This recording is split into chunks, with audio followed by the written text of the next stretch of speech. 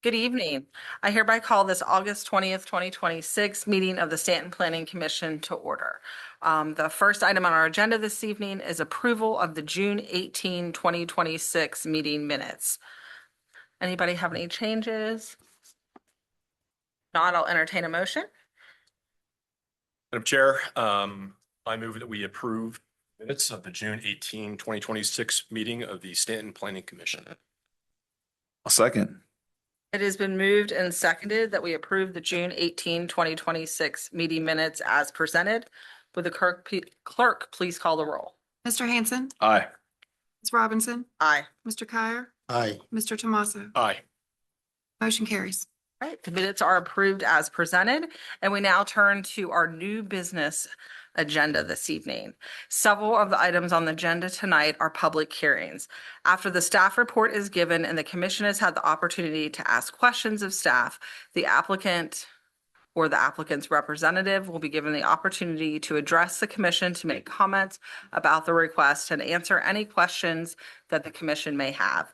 Thereafter, the public hearing will be opened and the floor here will be open for comments and also Zoom from comments from online. All speakers should come to the podium at the front and first provide their name and address. We ask the applicant to limit their comments to 10 minutes and that all other speakers limit their comments to 3 minutes. Is that right? Do we change? I'm sorry. We've been asking the applicant to come up before the public hearing is open. Right, but my times are right. Yeah, that sounds okay. right. Sorry. Also, the public hearing is a time for the commission to listen to your remarks. In an effort to encourage and maintain orderly conduct, we will not engage in, give, or take debate. If you are seeking information, you may mention that during your remarks, and a member of the community development staff may be in touch in the days ahead. All right, item 3A, public hearing and consideration of the City of Staunton, Virginia pursuant to Virginia Code Section 15.2223 and Virginia Code Section 15.22230 to complete its mandatory update and review of the comprehensive plan by adopting the Comprehensive Plan 2045. Maggie Taylor, Long Range Planner for the city, will present the staff report. Good evening, Commissioners. Thank you all for being here tonight for a major milestone in this process, the public hearing for the Stanton Comprehensive Plan 2045. Before going through the presentation, I just wanted to extend a sincere thank you to each of you on Planning Commission. All of you served on the Plan Steering Committee, dedicating countless hours, insight, and guidance to shape every part of this document.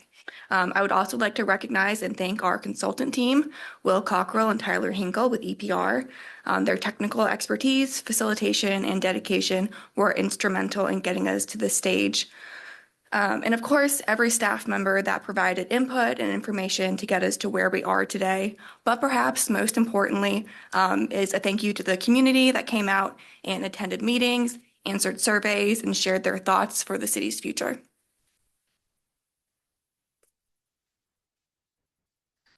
So tonight's agenda covers 5 main topics: what a comprehensive plan is and what it is not, how this plan was shaped through community engagement, and a comparison between our proposed 2045 plan and the existing 2040 plan, and then finally Stanton's overarching 2045 vision, core topics, and major moves.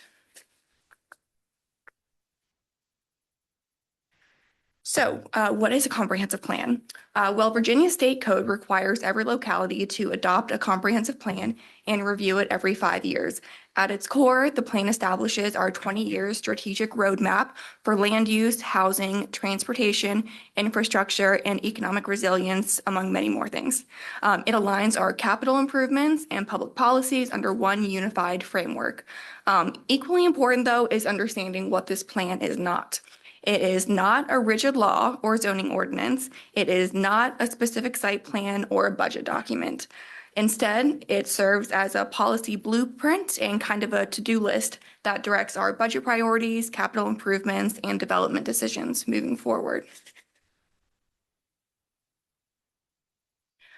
So, to ensure the document truly reflects Stanton, we engaged the community through multiple avenues over the past year and a half.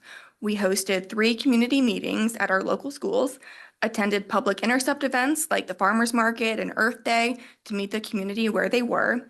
We launched digital mapping surveys, met with 11 specialized stakeholder groups across 3 rounds, in addition to a meeting for our deaf community, and welcomed online feedback on the final draft. And we even collaborated on a project with the high school where we sent students out to interview their peers about what they want to see in their city's future. Across all of that engagement, there were some clear priorities. One was infrastructure resilience, so upgrading aging utilities, addressing stormwater management, and tackling localized flooding. In addition, housing choices, so expanding attainable, diverse housing options for residents across all stages of life and income levels. Multimodal mobility was also important, enhancing pedestrian pathways, bike infrastructure, streetscapes, and safe connectivity across the city. Economic vibrancy also came up a lot, supporting local businesses and prioritizing reinvestments into vacant or underutilized commercial and historic sites. Now we're going to take a look at how the structure of our proposed 2045 plan has evolved from our existing 2040 plan. So the 2040 plan was incredibly thorough, integrating demographic data and deep technical narratives directly alongside the policy recommendations.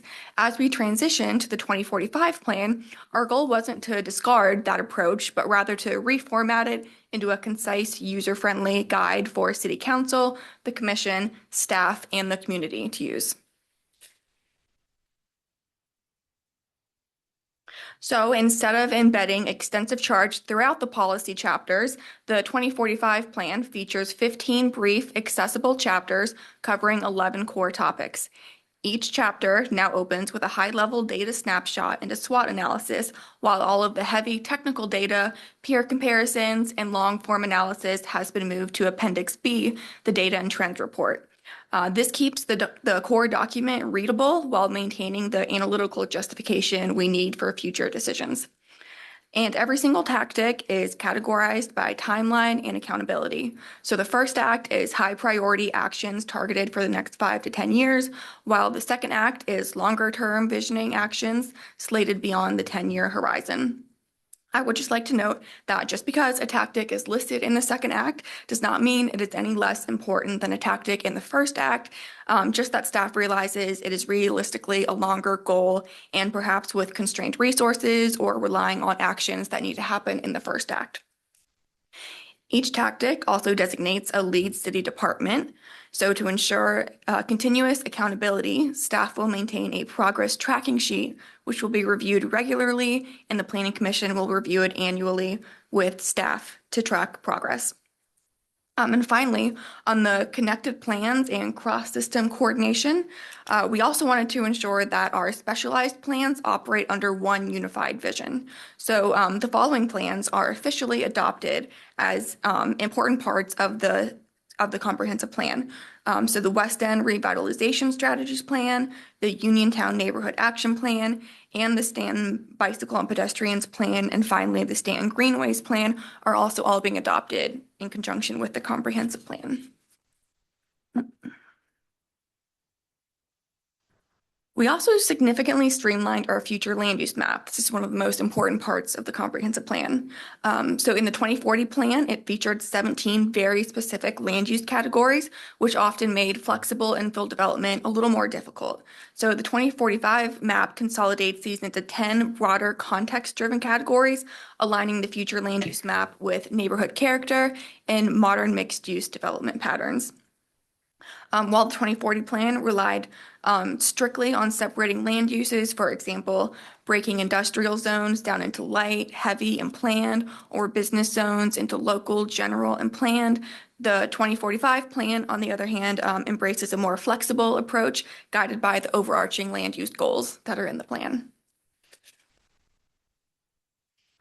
And here is just a visual comparison of the two maps, so you can see the difference between the two. Leave that up there for just a second. Okay. So all of these structural pieces support our shared 2045 vision statement. which is that in 2045, Stanton will be a walkable, welcoming, and vibrant city where people can access housing that fits their needs, enjoy strong public services, celebrate a rich cultural identity, and benefit from coordinated planning that guides thoughtful growth and fosters lasting community pride. To make this vision tangible, the plan highlights 5 transformative major moves that bridge multiple chapters, which I will end this presentation with. First was to build an integrated connectivity network, closing critical gaps in our sidewalk, trail, and bike networks to safely link neighborhoods to schools, parks, commercial hubs, and transit. Second, we had design vibrant spaces for belonging, so activating our public realm from creating a new central public square and expanding outdoor dining to establishing a public art master plan and requiring community amenities like benches and open space in new developments.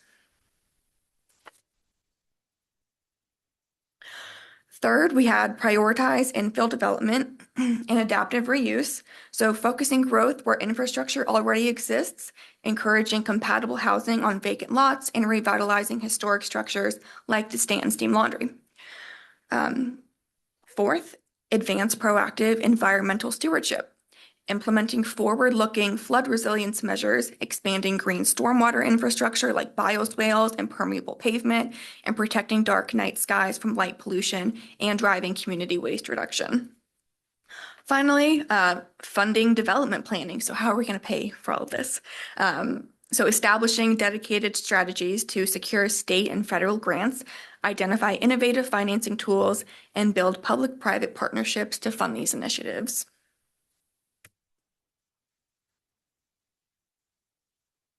And that is all I have for you tonight. I know that was a very high-level overview of the plan. There was a lot more I could have dove into, but that's all I have. And I'd be happy to answer any questions you guys have. Thank you. Anybody have questions for staff before we open the public hearing? Seeing none, I will open the public hearing and ask anyone that has comments to please come to the podium in the front and begin by giving us your name and address. Anybody on Zoom? Ma'am. All right, then we will close the public hearing and the matter rests with the commission. Discussion or a motion? There's no discussion. I'll make the motion. I'll just note that we did get one public comment through email talking about, I think it was more towards, sorry, and I still don't, the idea of putting more about protect our historic resources. That was under the, forget the chapter. I think it's actually the cultural chapter towards the end of the, that might lack some of the protection. It talks about preserving historic resources, but I just think it's important to note that the protection of historic resources is also mentioned in several other chapters, land use and economic development, especially under tourism for attracting visitors. So they also, this comment was also to maybe add an index, just because we have so much crossover and common themes across these chapters. Maybe in this case, maybe others will miss where certain elements are talked about throughout the document. So that might be a good idea to consider as an index of just where you can see where certain topics are discussed throughout the entire document without having to just look through the whole thing. Will the document be searchable online? Yes.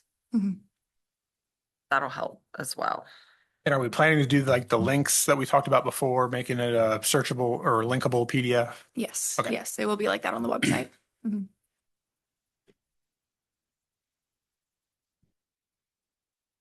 Okay. Madam Chair, I move that the Planning Commission adopt the resolution and recommend approval of the City of Staunton, Virginia Comprehensive Plan 2045. Seconded. It has been moved and seconded that Planning Commission recommend adoption of the City of Staunton Comprehensive Plan 2045. Would the clerk please call the roll? Mr. Hanson, Aye. Robinson, Aye. Mr. Kyer, Mr. Tomaso. Aye. Motion carries. All right, the comprehensive plan 2045 has been recommended for approval, and the matter will be heard by city council at its meeting on September 10, 2026 at 7 PM here in these chambers. And I see we do have another member of our council, so we just wanted to thank, it wasn't just us that did this, it was a huge group of citizens, and we appreciate everyone's effort and time in this year-long, 2-year-long almost process. All right, next up is item 3B, public hearing and consideration of a request by Thomas W. Bowen to add 2 parcels of land, 1209 and 1207 Middlebrook Avenue, totaling 4.89 acres to Middlebrook Agricultural Forestal District. Mr. Hartless, Planning Manager for the city, will give the staff report. Thank you, Madam Chair. As you said, this is a request by Mr. Thomas Bowen to add 4.89 acres to the city's agricultural forestal districts. This property consists of 2 parcels, 1209 and 1207 Middlebrook Avenue.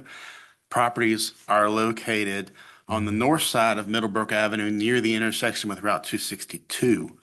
Both parcels were acquired by the applicant in 2021, and the properties are nearly completely surrounded by existing Middlebrook Ag Forest District. The city staff have reviewed this request. The zoning of the properties is R1 low density residential. 1209 Middlebrook Avenue consists of approximately 2.41 acres and is currently developed with a single family home. The R1 zoning allows for 1 single family home per lot. So this lot is developed in terms of principal uses, to its maximum potential. 1209 Middlebrook Avenue is approximately 2.47 acres, and it's currently classified as vacant land. Under the R1 zoning, it could be developed with 1 single family home. However, the property is wooded and it does consist of some steep slope, which could hinder that development. If this request is approved, the applicant has stated that they intend to construct a hoop house in the front yard of 1209 Middlebrook Avenue, which they will use to produce fruits and vegetables for their own consumption and also for sale. Under the R1 zoning, construction of an accessory structure is not permitted in the front yard. But if the property were added to the ag districts, then an ag use becomes a principal use, and that building could then be placed in front of the existing structure, the existing home. City's comprehensive plan future land use map designates these 2 parcels as single-family residential or low-density residential. All of the surrounding properties on the same side of Middlebrook are designated as planned farm. The future land use map is a generalized map. It's not property specific. So the comprehensive plan does support ag forest use in this general area. The property is surrounded to the north, south, and west by other properties, which are also in the Middlebrook Ag District. Those properties are mainly used for production of hay and grazing of cattle. The properties to the east, which are across Middlebrook Avenue, are mostly single-family homes, as well as the recently approved McIntosh Village planned residential development. Our Ag Forest Advisory Committee met on June 2nd to consider this request. The committee reviewed the request based on criteria contained in 15.24306 of the Code of Virginia. And after consideration, the committee voted unanimously to recommend approval. So staff recommends that Planning Commission take the recommendation of the Ag Forest Committee and recommend approval of this request to City Council. All right, are there any questions for staff? I've come up with one, if you don't mind. Why is this property, when the Middlebrook Ag Forestal District was created, why was this property left out? Do we have any idea? So back then, a parcel was supposed to be 20 acres in order for it to be included in an ag district. And these two parcels were used as single-family home. They were not 20 acres, and that's why I believe that they were left out back then. That would have been around 1996. Thank you.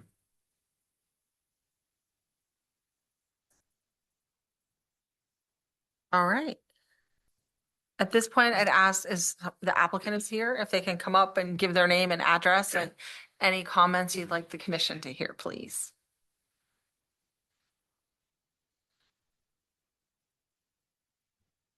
Oh, if you want to, that's my fault. I looked away. Oh, no. First of all, thank you all very much for considering my application. My name is Thomas William Bowen. I am at 1209 Middlebrook Avenue. Been there since about 2021. I think Mr. Hartless did an excellent job explaining the crux of the matter. I guess I would like to emphasize that the primary reason that we are interested in becoming a part of the Ag Forestal District, we understand that there's some tax related thing going on that we would not qualify for. We are not interested in anything tax related. We are primarily here because the only area in which we could possibly site a hoop house is in the front of the house. And so even though there is property to the back, there's no way that we could develop that with the slopes there. And the best soil on the property is in the front because of these occasional flood zone sort of alluvial deposits there. So mainly I just want to be here to answer any questions that you have about the application or what we would plan on doing with this. Any questions for Mr. Bowen? I have a couple questions. Please. Mr. Bowen, do you have a feel for how the hoop house will be constructed? Are you gonna buy something kind of off the shelf or gonna design something yourself? What's it gonna look like? Oh, we're not going to design this ourselves. You can get kits. The Valley Produce Supply, I think, is one of the groups out near Dayton, and they will come out sort of standard size. So the width comes in standard increments, and the length is very, very flexible. Thinking about probably 25 feet wide, 50 feet long, so fairly contained, I would say. And that's about the right size for our needs and about the right size for our property, given other constraints that I can go into. It will be, you can get different metal diameter hoops that sort of are sunk into the ground, sort of half circle or semicircle, and then draped with, I can't remember the actual type of plastic, but it's a UV resistant, very thick, heavy duty plastic. Does that answer your question? Yeah, it does. And then secondly, in your application, I guess, to the Ag Forestal Committee, you talked about two things: personal consumption of the vegetables, and also potential for sale. Mhm. If you do sell your product, where would you do that?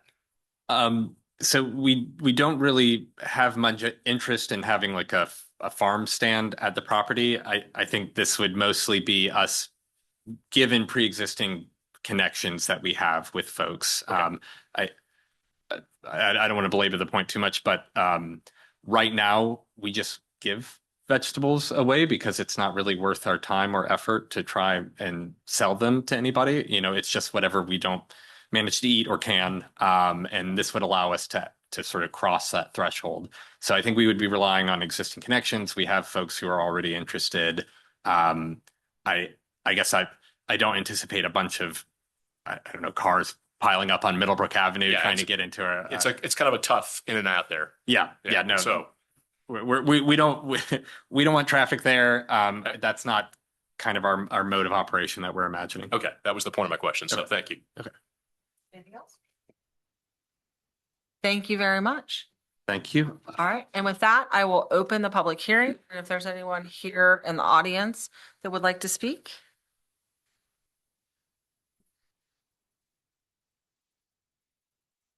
Charles O'Connell, 1205 Middlebrook Avenue. So we're the adjacent property. And I will start off by saying thanks for all the work you guys are doing.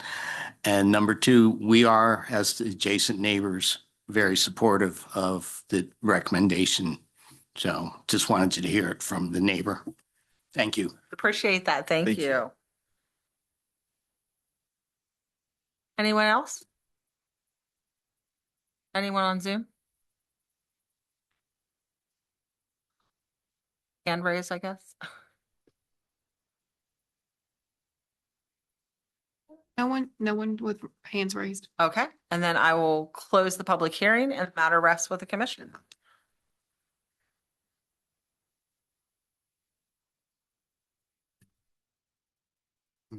Madam Chair, on the basis that it would serve the interests of the public necessity, convenience, general welfare, and good zoning practice, I move that the Planning Commission recommend approval of the addition of 2 parcels of land containing approximately 4.89 acres to the Middlebrook Agricultural Forestal District.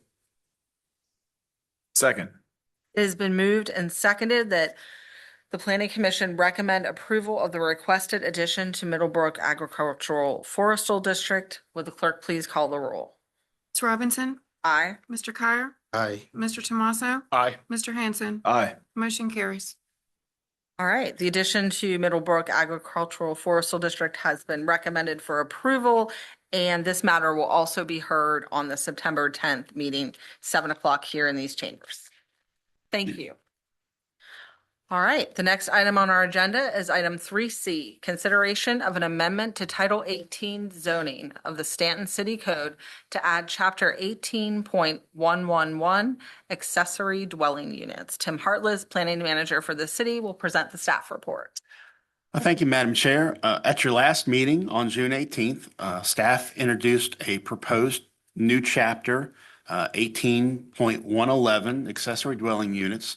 That was in accordance with Senate Bill 531, which was a bill that the General Assembly adopted, which overrides local zoning authority and requires that all localities allow accessory dwelling units, known as ADUs, in any zoning district that allows single-family dwellings as a permitted use.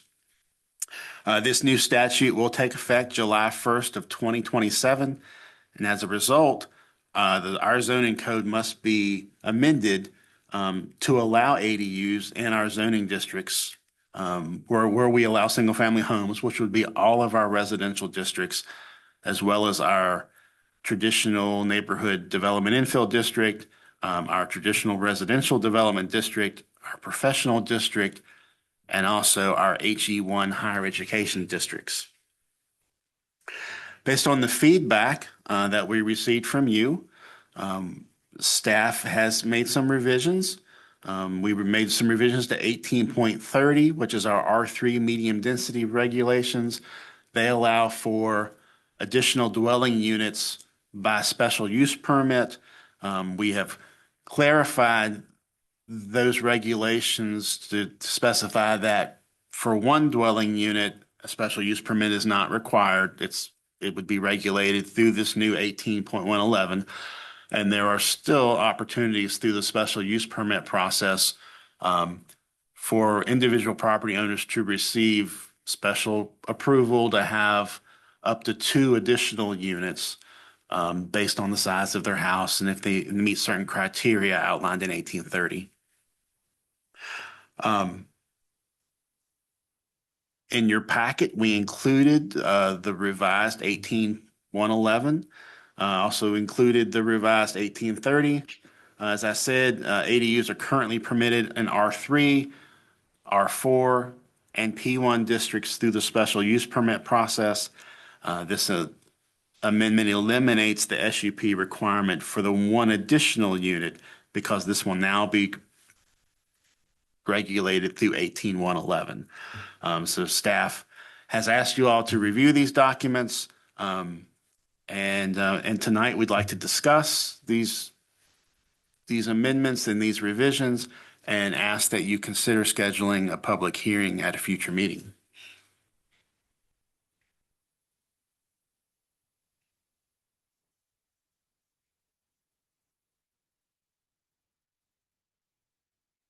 Don't all speak at On our, once.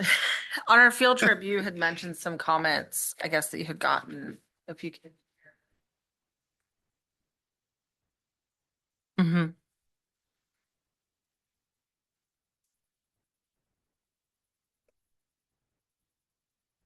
Might take me a minute to pull those up, sorry. Sorry, take your time.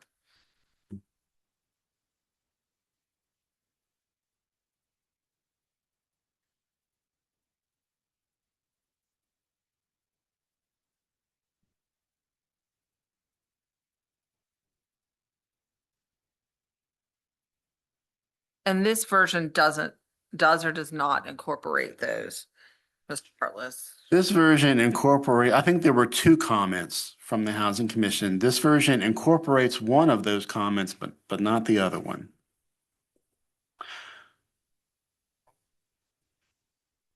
Would you like me to read them?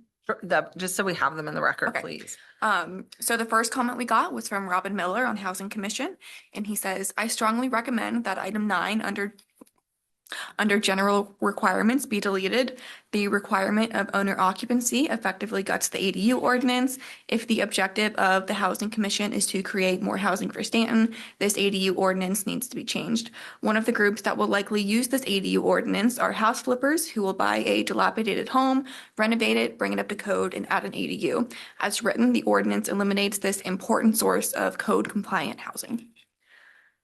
So that was the first one. And that's the one that reflected. That's right. That's the one that this revised ordinance reflects. The second email was from Philippe Bone, also on Housing Commission, and he said, if the objective is to build more houses, then I think it's wise to omit the below and be more flexible. And he's referring to a lease term for the rental of an ADU shall be 30 consecutive days or longer. An ADU is not permitted to be used as a homestay. I'm not sure why we wouldn't consider short-term stays as an option if we want to incentivize people to build ADUs. Moreover, ADUs where the owner remains on site or in the ADU will lead to more responsible rentals of units as the owner is on site. This, at the end of the day, is potentially more tourism from people staying over in Stanton, as well as more opportunity for affordable lets. Mhm.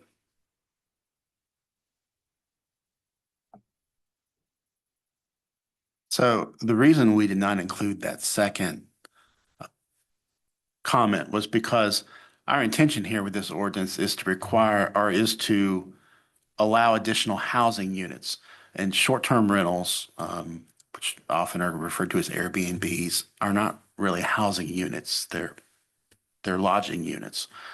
So it doesn't really meet the intention of what ADUs are all about. And I tend to agree with that. Everybody else's thoughts on these issues? On the two that were raised. Yeah, I agree with the one that was incorporated into the draft. And I agree with leaving the second one out on SDRs. Can you distinguish between 30 days and longer? So more so the longer period of time versus a homestay.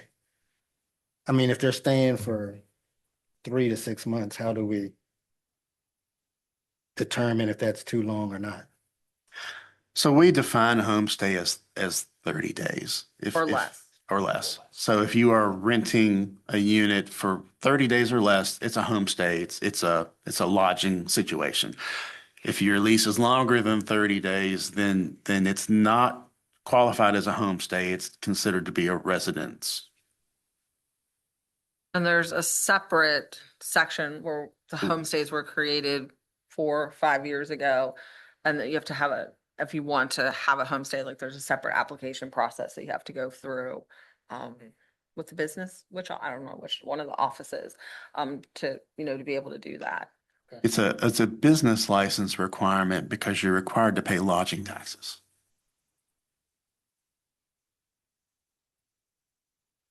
You're saying the requirement is to have a 30-day lease or greater. Was that going to restrict somebody from building an ADU that they're not trying to lease? Like, let's say, like a mother-in-law type situation where it's another family member or friend that they're not even leasing it to at all. Like, it's basically an extra dwelling unit. It's sort of more in conjunction with the primary residence, if you will. Sure. So part of this ordinance, it requires a permit for an ADU. And as part of that permit review, the zoning administrator will look at that. Who's going to live in the ADU? Is it a mother-in-law? Will it be rented as a residence, or are they trying to use it as a short term? So during that process is where we'll make that determination. And if it's a short-term situation, we wouldn't be able to issue the permit. But if it's either the other two, like let's say I mean, I built one for a family member, that situation changes. I could then potentially turn it into a long-term lease situation. I mean, Yeah, you it's could. sort of flip-floppable, we're just Yeah, restricting if, short term. if mother-in-law no longer lives there, you could then rent it out as something longer than 30 days. It would be hard for us to review that. So likely it would be an enforcement type situation where if a neighbor was concerned that people weren't staying there long-term, then the zoning administrator would have to investigate. And if Okay. they determine that it was a 30 days or less, then there would be a violation of the zoning code. Okay. About the opposite situation. Someone has an ADU has a long-term rental, but turns the primary home into a Airbnb.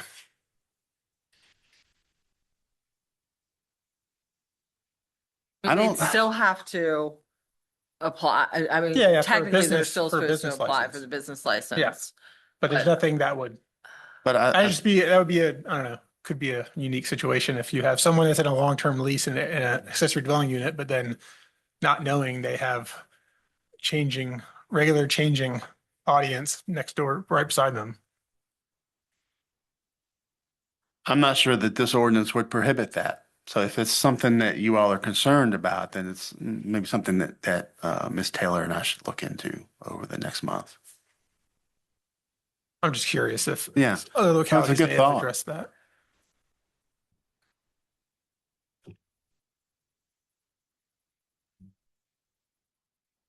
It's a super interesting conundrum here because we're on the one hand, of course, this is being forced on us in the next, year-ish. And it's difficult to make sure that we're achieving what we want to achieve, which is truly more dwelling units, which I think we can all say has been an issue for a while. And I think some of that issue is because of the short-term rentals situations that are becoming more and more prevalent. So how do you balance that? And then of course the other thing in that I how do you keep them as dwelling units, both sides of things as dwelling units? And then even there's no way to regulate it, I don't think, from our perspective, but how do you stop somebody from building the dwelling unit and then turning it into a condominium? Because that's also state regulated. So it's one of those like we are walking a very tight rope that we're trying to get something good going forward and not, but also worrying about some of the unintended consequences,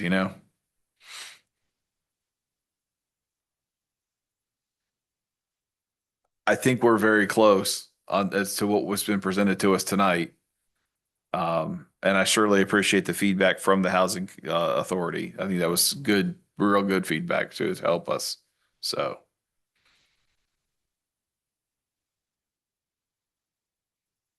I don't think the goal of tonight is to walk away with a perfect document, right? As the process moves forward, especially Yeah. the public hearing, we'll get a lot, I hope we'll get a lot of good feedback from citizens as to what they would like to see in a policy. I think our goal here tonight is to see if there's anything else you would like for us to address. And are you interested in advertising this and having a public hearing? I think we're close enough to I'd like to hear more input from the public. And then perhaps based on that, it might take another revision or two, but I would like to hear what other people would say. Absolutely. I don't think we need to be making a rush decision on this. Takes a couple or three more meetings, then so be it to get it right. I agree.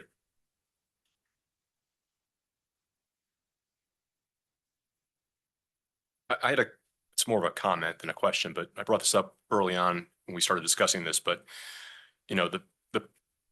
I think there needs to be some liaison, maybe it's already occurred with the historic commission, so they can start thinking about how they would develop a set of criteria for how you would build an ADU in a historic district and how that would comply with all of the historic regulations for construction materials and look and all of that. I mean, some of these things may be out of public view, but some may not be. And if you're building let's say a 500 square foot house, I think it's gonna be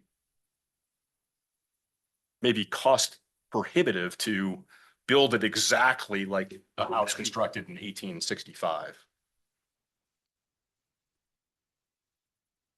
You gotten any comment back from them at all yet? Linda, have you gotten any comment from the historic about this? No, and I have not taken it to historic, and the reason being is that generally any new structure that goes up in a historic district, they would look at it in regards to, it doesn't have to be exactly like, but they're going to look at the exterior materials like any new construction, whether it would be appropriate. There are a lot of homes that may have like carriage houses or detached garages in the rear, so they wouldn't want something exactly like the historic home that's there, but anything that goes before the historic commission is going to be addressed under the guidelines. So I don't think that that's really a relevant thing that we need to look at for ADUs. Okay.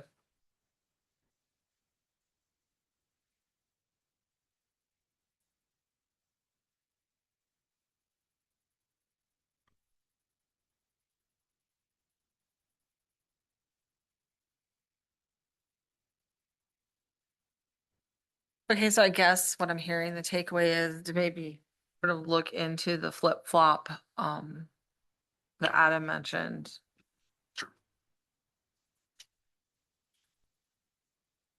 Adam, could you restate your concern, please, on that? I've just been thinking more about it. I'm like, what's preventing someone from downsizing and building a cottage in their backyard and then having a income for the rest of their life leasing out their house? Sure. But people do that today without doing an ADU. I mean, people rent their houses out all the time.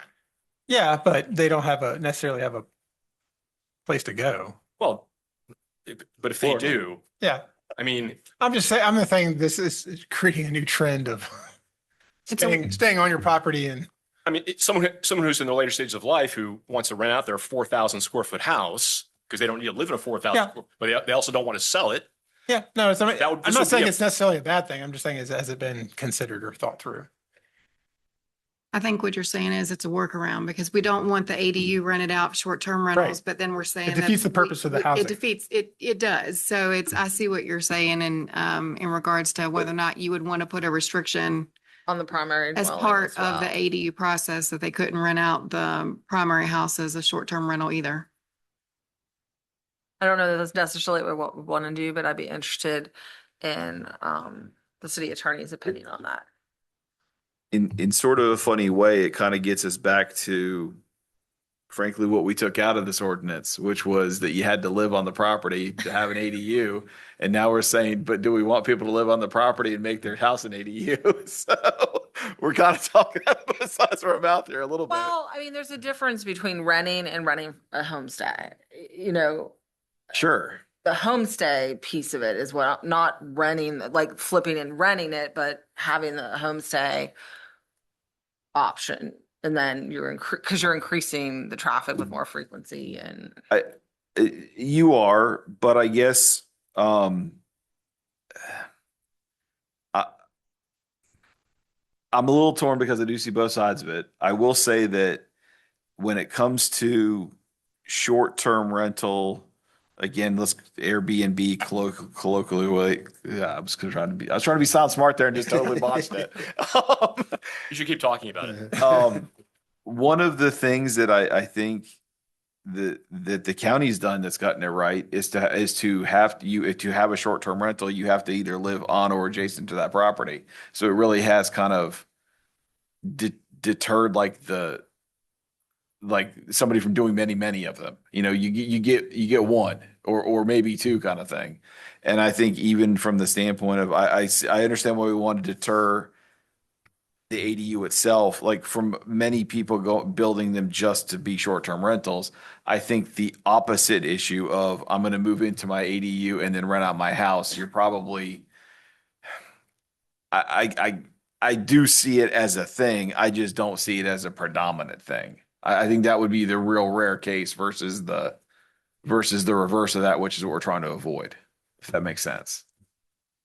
Um, I mean, it has merit if you have a nice, older house that is not I mean, accessible and, you rent it Sure. out but then when the Christmas time rolls around, the whole family comes and you all like, I mean, Yeah. I think there's merit to, I don't, it's a very interesting point that Adam brought up that I can't quite wrap my head around sitting right here tonight. I hear you. I'd like for us to challenge staff to figure that one out between now and our public hearing.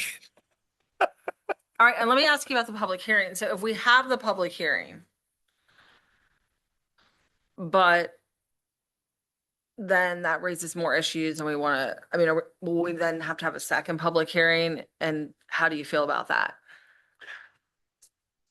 If the result of the public hearing is that you ask us to make additional changes, if we're making the ordinance more restrictive, then we should have another public hearing.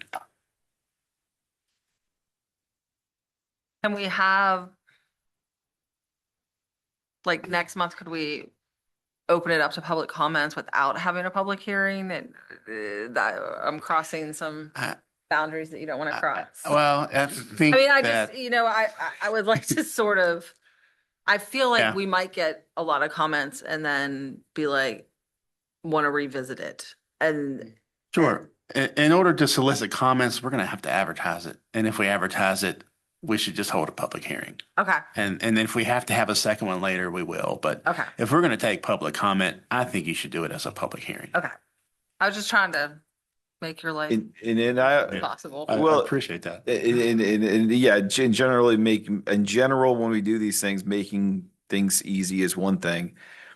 I mean, we started this process a couple months ago with the thought process of, hey, this is coming at that point, 16-ish months from then.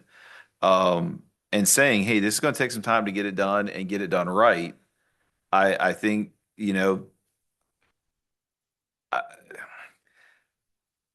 I think we should get it done and get it done right. And if that means 2 public hearings, so be it. So what if you advertise it, if you feel like you're ready, we'll leave that up to staff to advertise it for public hearing next month.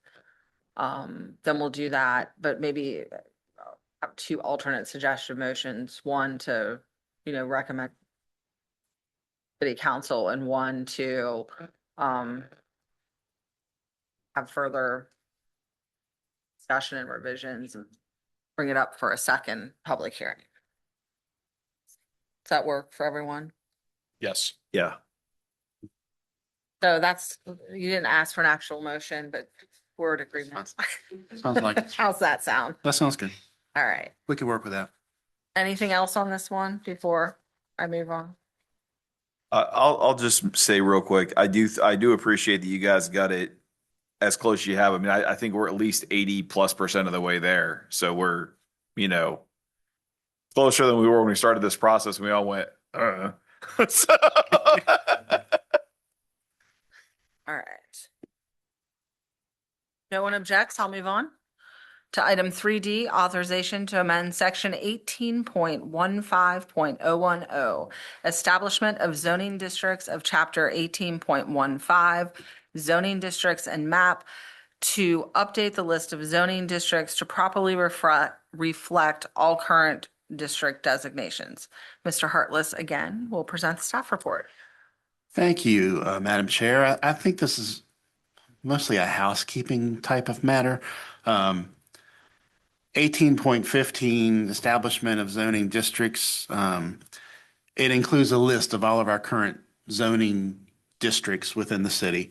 And it's recently come to our attention that there are 4 districts that we've enacted over the past 20 or more years that have not been included in that list. And that would be our TND, Traditional Neighborhood Development Infill District, our Entrance Corridor Overlay District, our B5 Mixed Use Business District, and our TRD1 Traditional Residential Development District. So we're asking for Planning Commission to authorize staff to draft an amendment to update this section and add those 4 district classifications. Any discussion? If not, I'll entertain a motion. Madam Chair, I will make a motion. On the basis that it will serve the interests of public necessity, convenience, general welfare, and good zoning practice, I move that the Planning Commission authorize staff to draft a zoning text amendment to section 18.15.010, establishing of zoning districts of chapter 18.15 zoning districts and map. Second that. All right, it has been moved and seconded that Planning Commission recommend authorizing staff to work on an amendment to section 18.15.010 to update the list of zoning districts to properly reflect all current district designations. Would the clerk please call the roll? Mr. Hanson, Aye. Ms. Robinson, Aye. Mr. Kyer, Aye. Mr. Tomaso. Aye. Motion carries. Thank you. Next up is item 3E, authorization to amend Title 18 zoning of the Stanton City Code to allow private day nurseries as a permitted use in all business and mixed use districts. Mr. Hartless? Thank you, Madam Chair. Staff is proposing to amend our district regulations for all of our business as well as our mixed-use districts to include private day nurseries. That's the term that we use for a daycare facility as a permitted use in those districts. We ask the Planning Commission formally authorize us to draft these necessary amendments. I'm not sure yet exactly how many there'll be, but I know we'll have to do at least a couple of our zoning districts. Many of our districts carry through. If it's allowed in B1, it's automatically allowed in B2. But we'll review the code and determine how many districts need to be amended. The primary intent of this update is to lower the regulatory barriers and expand the much needed childcare opportunities which we have within the community. This objective is directly supported by policies and goals which are outlined in the draft 2045 comprehensive plan.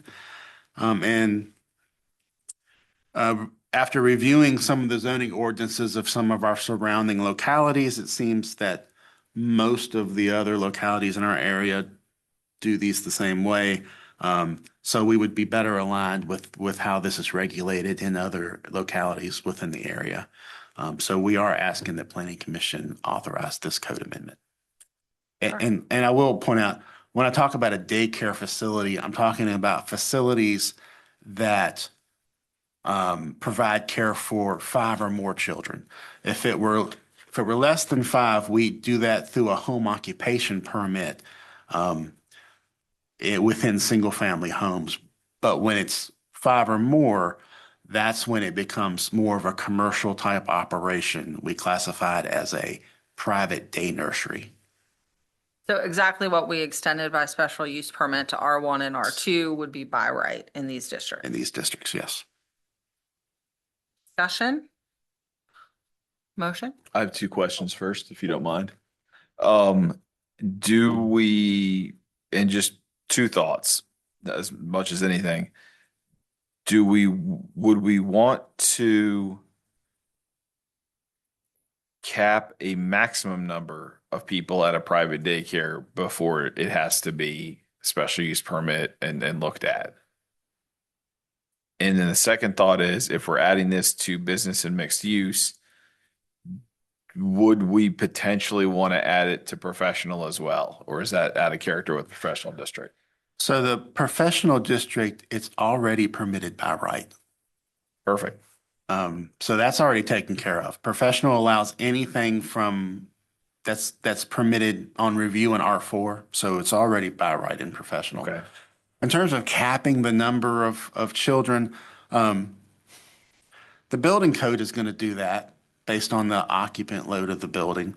And the Department of Education will do that based upon their criteria that they use during the licensing process. Perfect. Okay. Yeah, I don't really think it's So necessary we don't for need us to do it We too. don't need, okay, that sounds good. We don't need to regulate regulated regulations. Like good grammar. Now, within that regulation, is it any regulations on the green space of the property? Because I was looking at the daycare up on Lewis and it's like a quarter acre. And you just, I mean, it's common sense that you need some green space. Sure. But So moving our- across the street down here on West Beverly, it just doesn't make sense, but there's no requirement. Our zoning code currently, through the special use process, requires that all daycares have a fenced play area. Doesn't specify how large that area should be. And it doesn't address any other green space. I'm not certain if the Department of Education requirements address green space or not, but I know they also address the playground facility. And that addition into our code came from the state regulation originally, correct? Yes, that's correct.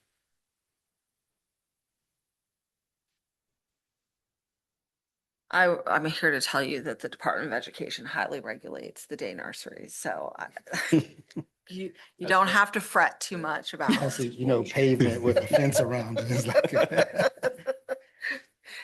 There are very specific requirements. Anyone else? All right, I'll entertain a motion, please.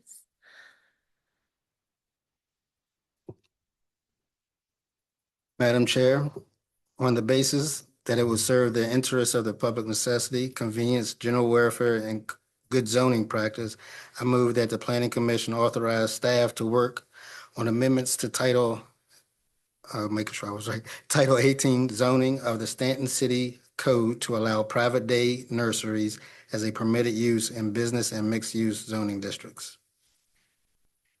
Second. It has been moved and seconded that Planning Commission recommend authorizing staff to update Title 18 zoning to the Staunton City Code to allow private day nurseries as a permitted use in all business and mixed use districts.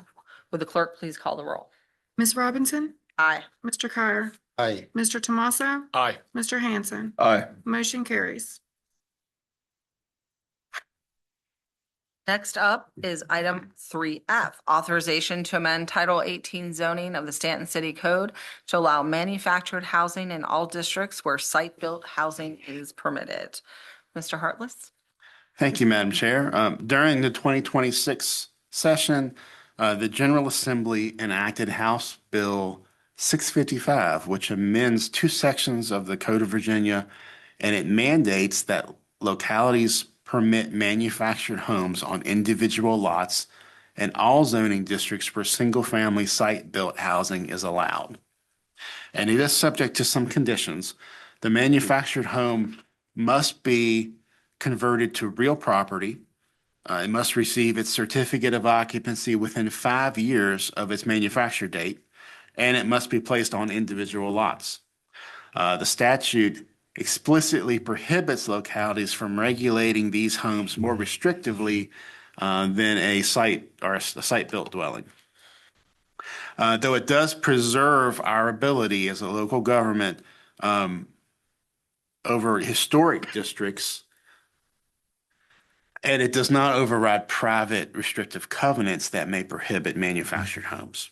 In order to comply with this state law, we need to amend our zoning code.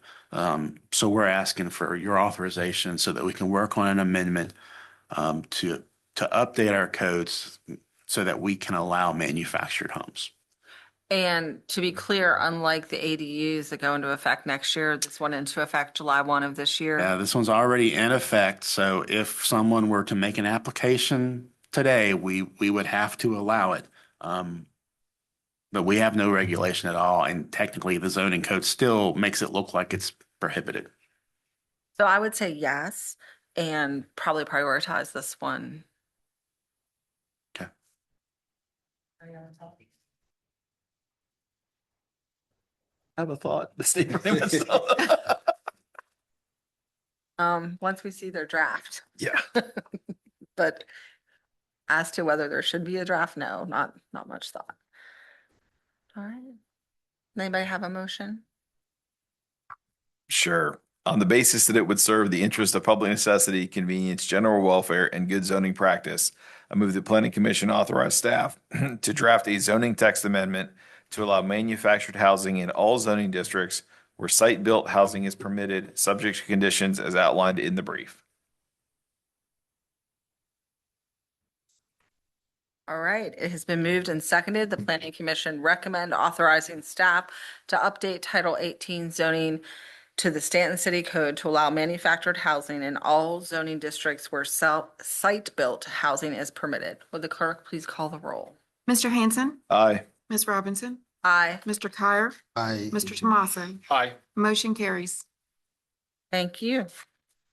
So it looks like we do not have either old business or other business to discuss tonight. Is that still the case? That is still the case. All right, then we'll turn to item 6, actions of city council, and I'd ask staff to please provide the commission with an update of any actions of city council that interest us since our last meeting. I have one update for you since your last meeting. At its only meeting in July, City Council approved a rezoning of 1110 Churchill Avenue.